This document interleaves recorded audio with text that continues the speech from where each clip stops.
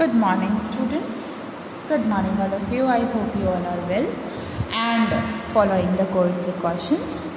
Now, as the school is going to open very soon, I hope you all are very excited and we will meet in class.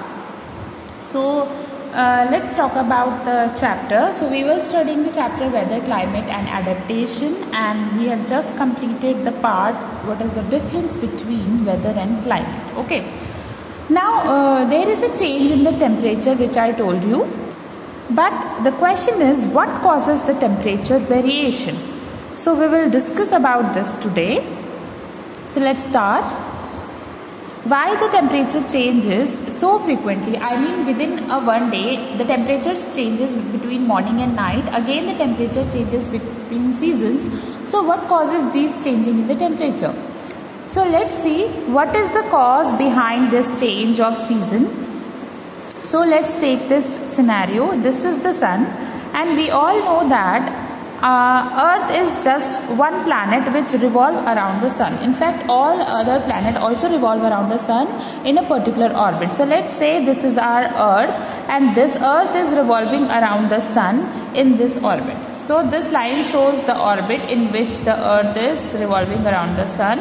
Now initially this was the position. So this was the initial position of the Earth, and now let us say that after some time it comes to this position.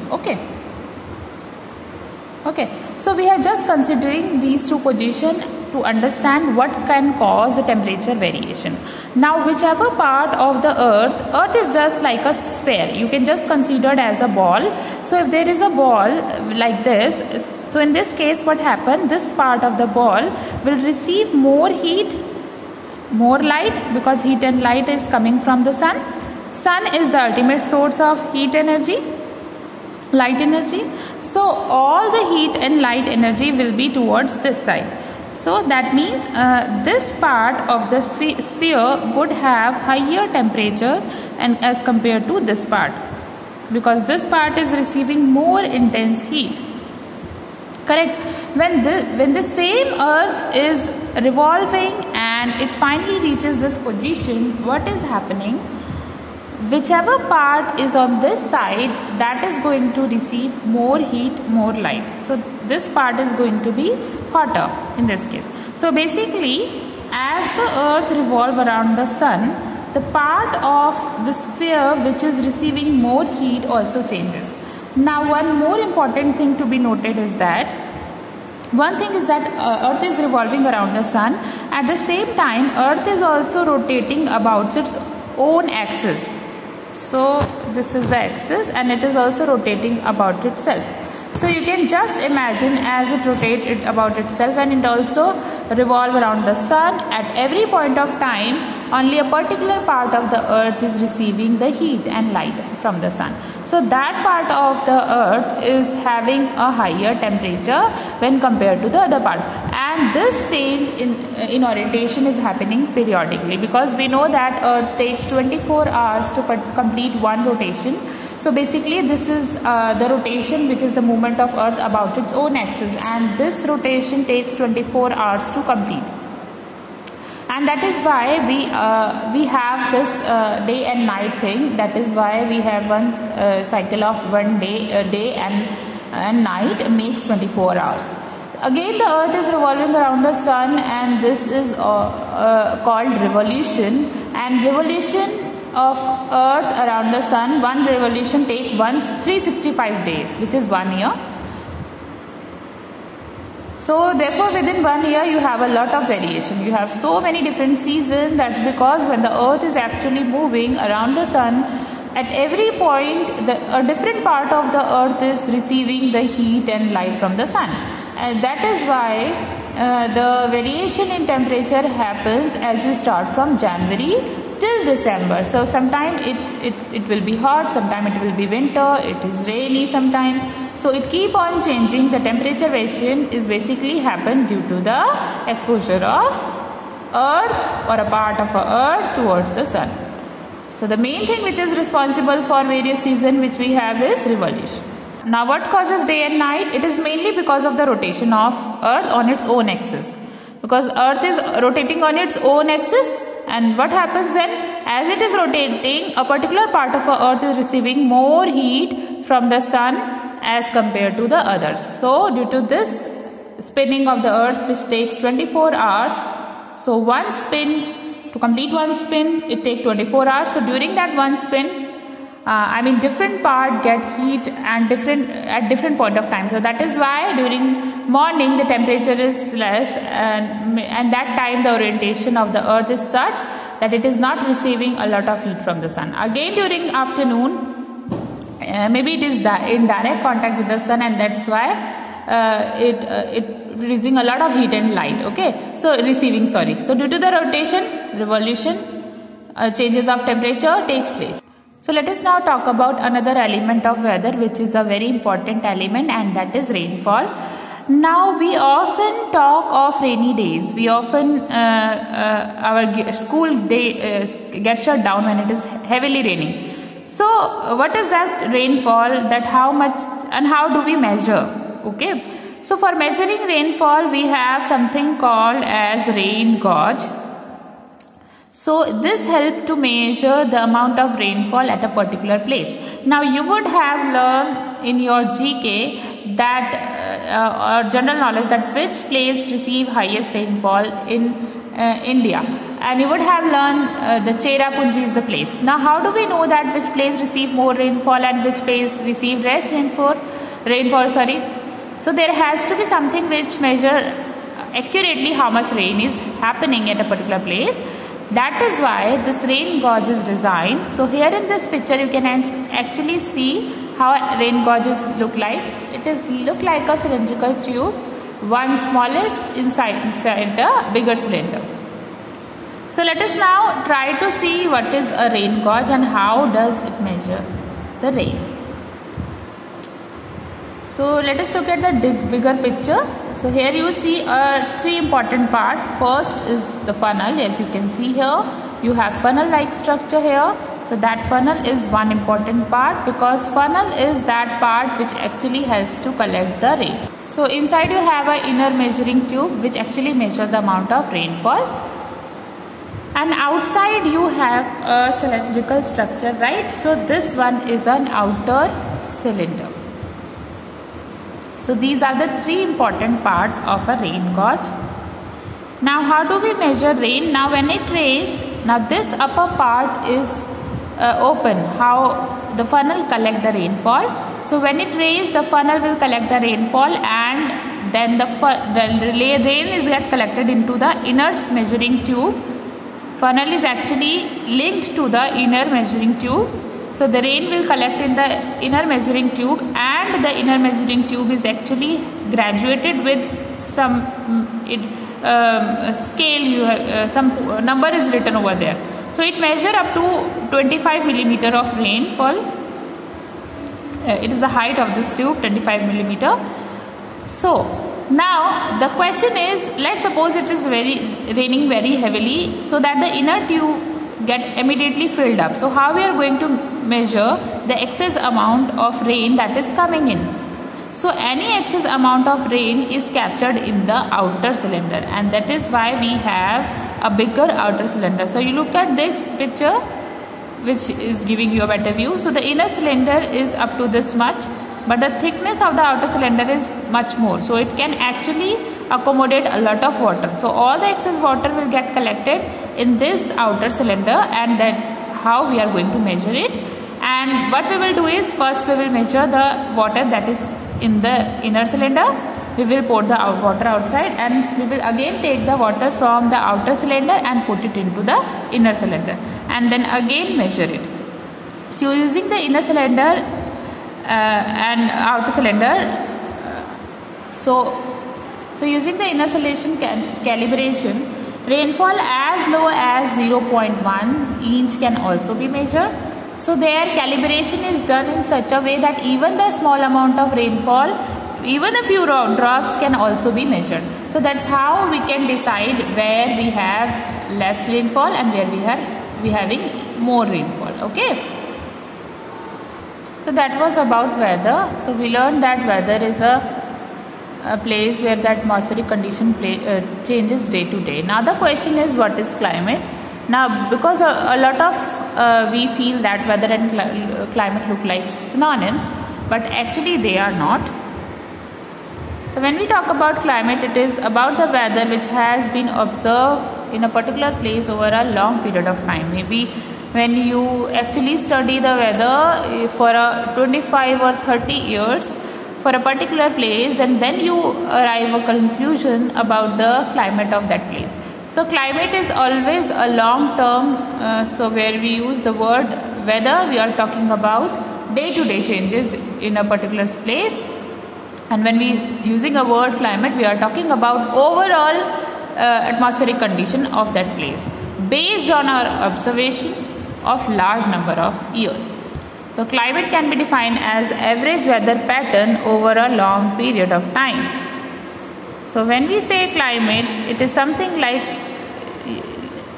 you are talking about Jammu and Kashmir. We say that Jammu and Kashmir has a cold climate. What does mean? That today the weather in Jammu and Kashmir is cold. That doesn't mean, if you look at the average weather pattern of Jammu and Kashmir, for you can say most of the time it is cold there. Similarly, if you see that Rajasthan has a hot and dry climate, the northeast states somewhere here, these states, they generally have humid, heavy rainfall. They generally have heavy rainfall.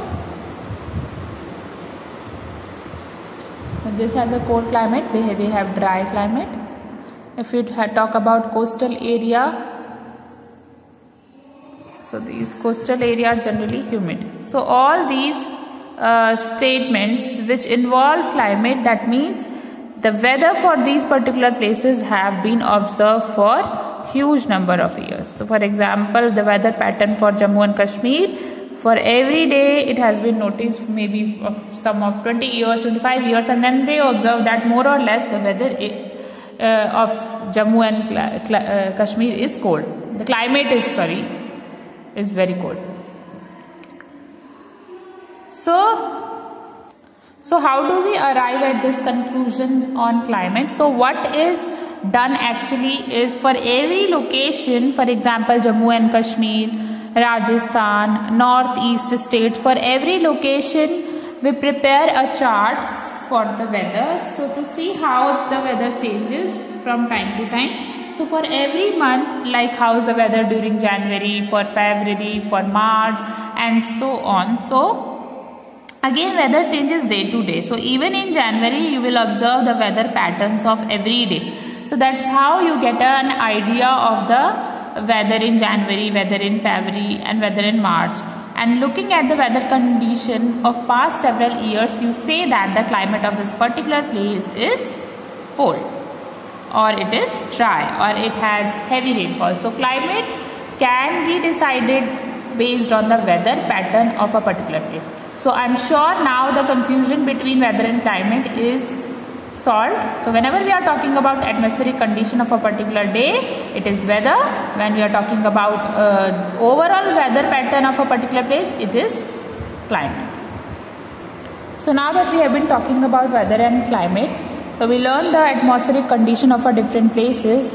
They are very much different from each other. So if you compare India itself, if you try to compare the climate of Jammu and Kashmir and with the climate of say Rajasthan, they are very different from each other. Now how does this affect when with living organisms who are living in that particular area?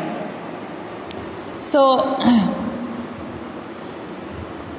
like there is a polar bear, you can look at the screen. So those animals which can adapt to hot areas, they can only stay in hot places.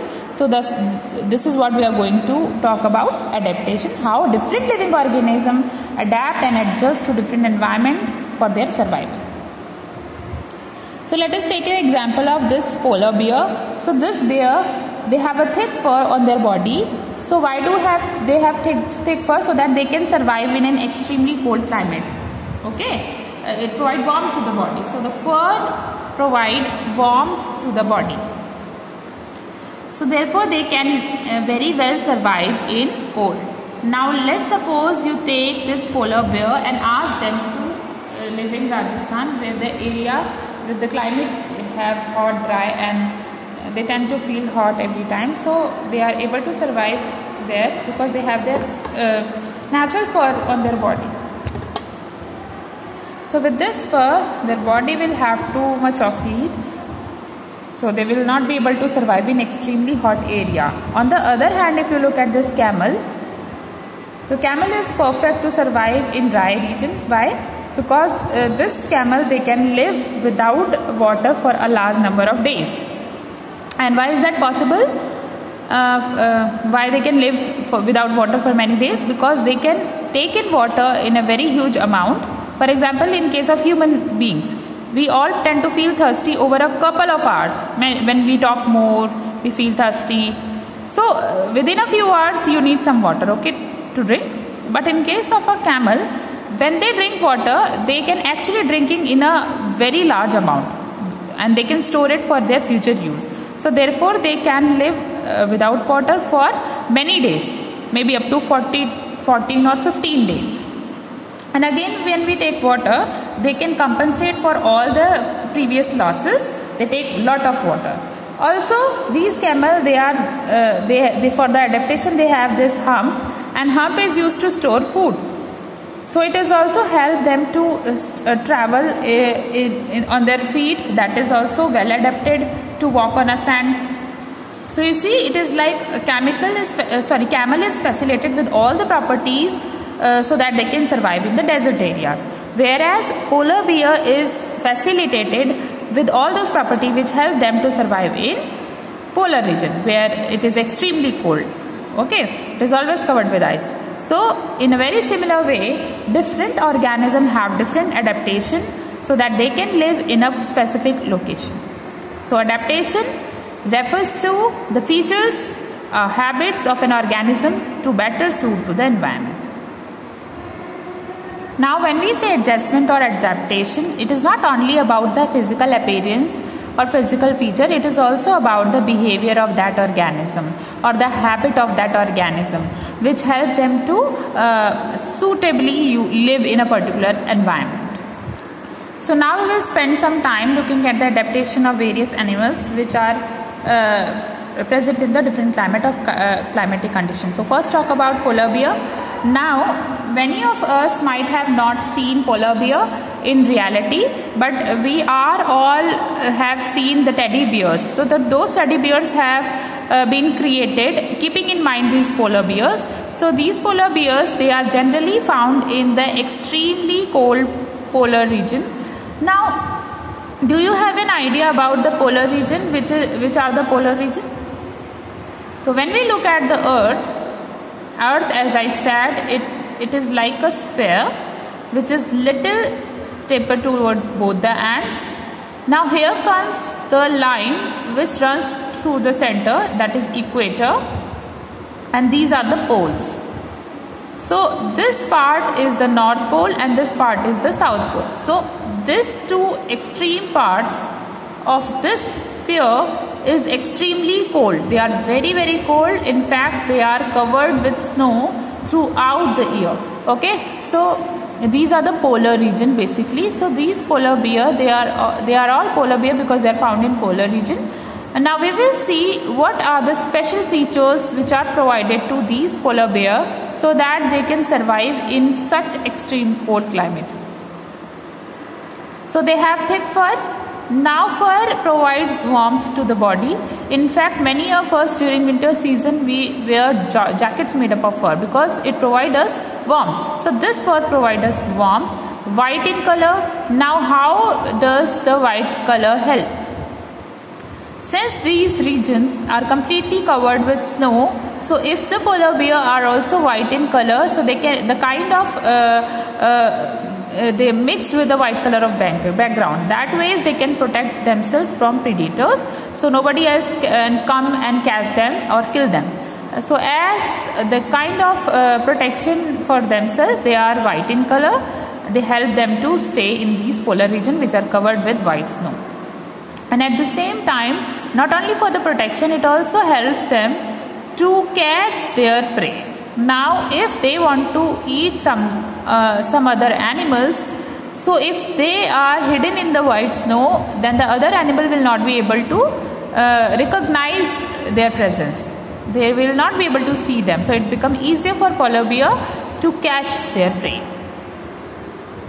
Fat layer under the skin. Now fat, what does fat do? Fat provide the insulation to the body. So insulation is providing heat to the body. So it doesn't allow heat from the body to go outside. So heat is trapped inside the body and that make you feel hot. So that is why even though the climate is so cold, they are able to survive. That's why you would have seen that the people who are very fat, they do not feel cold. They tend to sweat more. That's because when you have too much of fat inside your body, it provides insulation. So a lot of heat gets trapped within your body and you tend to feel more hot. Wide and large paws. Now how do their wide and large paws help? Now they help them to walk on snow. As I said, polar bear are completely covered with snow. So walking on snow is not an easy task. So have you ever tried walking on snow? In case you have visited a hill station during winter season, if not, if in case you ever go to for vacation in a hill station, just try to walking on a snow.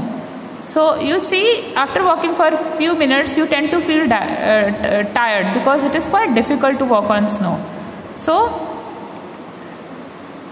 their paws are quite wide, so because of which it gives the better grip for them and it helps them to walk over snow. In fact, these paws also help them to swim during the summer season. So even during their summer, it's quite hot in the polar region. So due to the presence of, it is quite cold. Their body might get overheated. So to prevent that any kind of overheating, they often go for swimming. So how does they swim? These paws, the wide and large paws, help them to swim also during summers. They have a very strong ability to smell, and due to this ability, it helps them to catch their prey. They can locate their prey very easily. They have small ears. Have you looked at the ears of these bear? They have very small ears, you know. So how this help? It reduces the heat loss, because if you have very big ear, the loss of heat from those opening is also more. Now in such cold region, we really do not want the heat to be lost from the body, so they have been given with small ears. Sharp teeth. Now they have sharp teeth, help them to catch prey and eat them, biting, chewing. So that is all adaptation of polar bear, how they are able to survive in a polar region.